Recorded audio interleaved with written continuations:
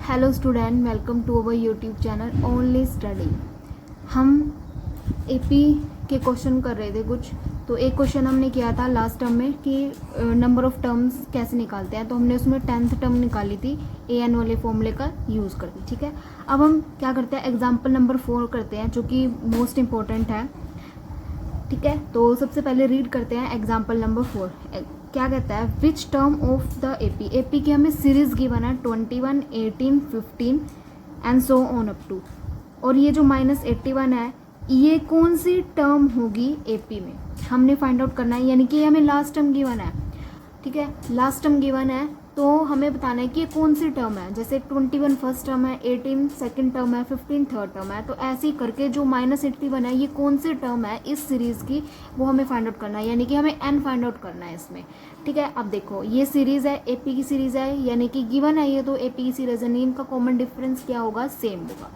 ठीक है, चलो सबसे पहले हम यहाँ तक करते हैं कि -81 इस सीरीज़ की कौन सी नंबर की टर्म है, ये हमें फाइंड आउट करना है। देखो सबसे पहले हम सीरीज़ गिवन है, वो क्या गिवन है वो लिखते हैं 21, 18, 15 and so on up to -81। अब ये जो -81 है, ये कौन से नंबर की टर्म है, ये हमें निकालना है। यानी कि इसमें हमें n की वैल्यू फाइंड आउट करनी है।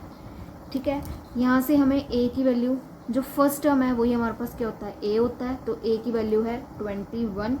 और जो डिफरेंस है वो कैसे निकलेगा, पीछे वाली टर्म में से आगे वाली टर्म को माइनस करते हैं। यानी कि 18 में से 21 को माइनस करेंगे तो -3, ये हमारे पास कॉमन डिफरेंस आ गया।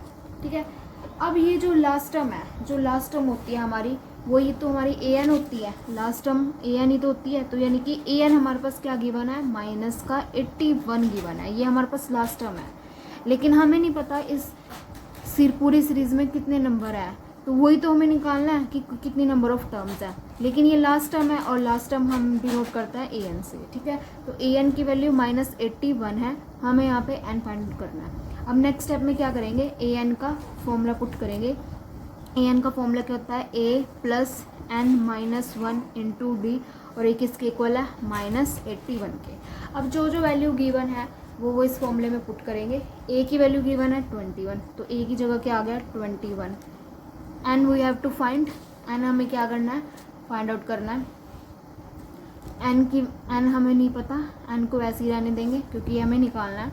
और जो कॉमन डिफरेंस है वो हमारे पास आया था -3, ये हमारे पास कॉमन डिफरेंस आया था -81। देखो ए की वैल्यू क्या थी 21 और कॉमन डिफरेंस हमारे पास क्या था -3, वो हमने क्या करा, इस फॉर्मूले में पुट कर दिया।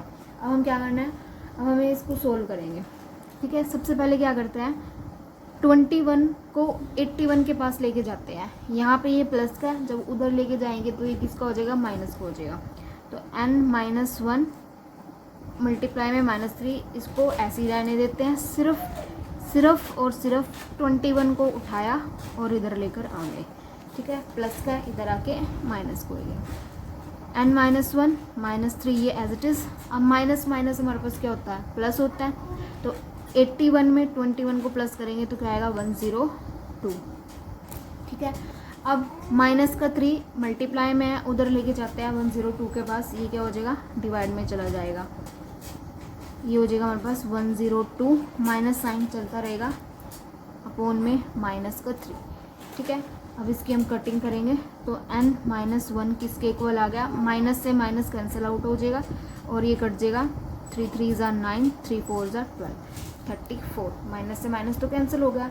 अब हमें n निकालना है, तो ये -1 उधर जाके +1 हो जाएगा। 34 + 1 = 35। तो n की वैल्यू मेरे पास क्या आ गई, 35। n ही तो निकालना था इसमें, 35। यानी कि जो 81 है, ये जो माइनस का जो 81 है, ये हमारे पास कौन सी टर्म आई है, ये हमारे पास 35th टर्म आई है। तो जो -81 है, ये क्या है, हमारे पास 35th टर्म है एपी की सीरीज़ की, जो हमें गिवन थी। ठीक है, उसके बाद